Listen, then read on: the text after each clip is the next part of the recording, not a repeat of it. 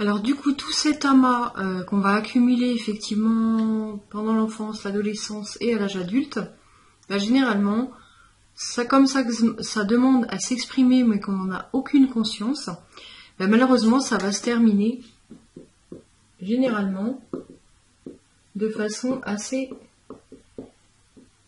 dramatique. Et ce n'est pas rare, voilà, d'arriver à des extrêmes. Effectivement, bah, du coup, ça va faire un peu l'effet cocotte minute, c'est-à-dire qu'on va accumuler. Comme on dit, on accumule sous le tapis, on met sous le tapis, ou sous le couvercle, et puis à un moment, pouf, une petite goutte d'eau ou un événement, peut-être dramatique, va venir réveiller tout ça et faire exploser littéralement tout ça. Alors, c'est ce qui va se passer quand justement on va faire une dépression. Une dépression, c'est justement un trop plein d'émotions qui viennent se bousculer dans tous les sens. On ne sait plus vraiment quoi faire avec ça du tout. On est complètement submergé et on tombe dans un état dépressif. On va avoir aussi le burn-out où là, c'est plus possible, on n'arrive plus à rien. C'est choc total, arrêt, terminé. On arrête les dégâts et en gros, voilà, le burn-out, ça nous dit ça, c'est stop. Un gros stop. Et toutes les crises d'angoisse, c'est pareil, selon les individus. Pour les crises d'angoisse, ça va être pareil, ça va être des émotions, des peurs généralement, beaucoup plus de la tristesse qui vont remonter. Et comme on n'en a pas conscience, eh bien ça va parler de plus en plus fort. Et comme ça parle de plus en plus fort, qu'on n'écoute pas, eh bien on arrive malheureusement, adulte, on ne comprend pas ce qui se passe, à des extrêmes pareils.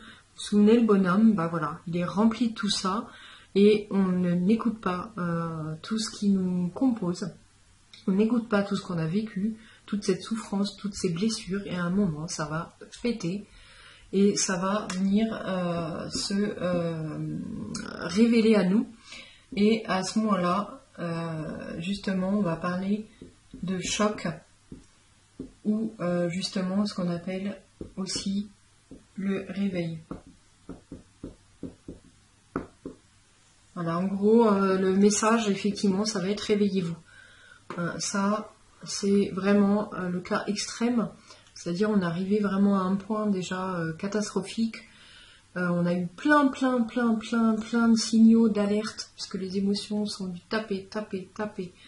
Toutes les blessures, les souffrances sont venues régulièrement, rappelez-vous, c'est revenu en boucle, constamment, dans plein de situations, c'est revenu taper à la porte.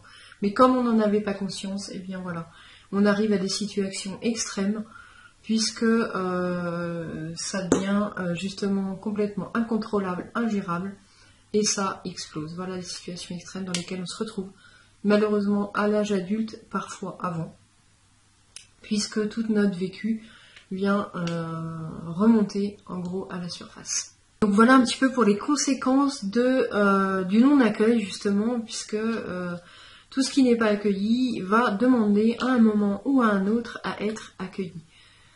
Si en plus on est un petit peu sensible ou hypersensible comme on dit aujourd'hui, ça va être encore pire, ça va vraiment être exacerbé et là on va encore moins comprendre ce qui se passe, ce qui nous arrive.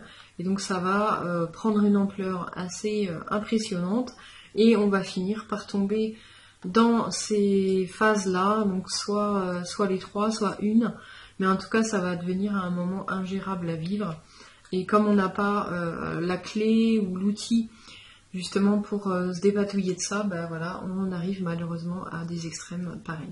Donc voilà pour cette petite vidéo, j'espère qu'elle vous aura éclairé sur les conséquences du fait justement de ne pas accueillir, de ne pas prendre en considération ce qui se passe à l'intérieur de nous, de ne pas prendre la responsabilité de notre état émotionnel, de notre état intérieur. Malheureusement, ça va être les conséquences qu'on va pouvoir voir. Alors il y en a d'autres effectivement, puisque j'ai pas parlé ici de la maladie, mais ça va pouvoir malheureusement, à force d'être à l'intérieur, tout ce qui va être colère, ressentiment, haine, etc., jalousie, ça va aussi malheureusement pas sortir et ça peut se transformer ou tristesse. Voilà, je dis pas que c'est que ces émotions-là qui se transforment comme ça, mais en fait, si on n'écoute pas du tout, effectivement, une des façons aussi qu'a le corps de réagir, mais ça va être avant ça, ça va être la maladie. Voilà, dans certains cas, effectivement, ça va pouvoir se transformer en maladie pour nous. Nous faire comprendre effectivement qu'il y a des choses qui vont pas, qui sont pas en équilibre, qui sont pas alignées. Alors la maladie, je fais attention parce que c'est pas forcément qu'émotionnel, on est bien d'accord. Il y a aussi tout l'environnement, ce qu'on mange, ce qu'on ingère, le style de vie qu'on a, enfin bref, donc voilà, on y va doucement, mais en tout cas, voilà, je préfère effectivement me concentrer sur des choses assez conséquentes, mais en tout cas on verra qu'avec l'accueil des émotions, de toute façon, on va éviter ce genre de choses, en tout cas pour ce qui est des conséquences du non-accueil. Voilà.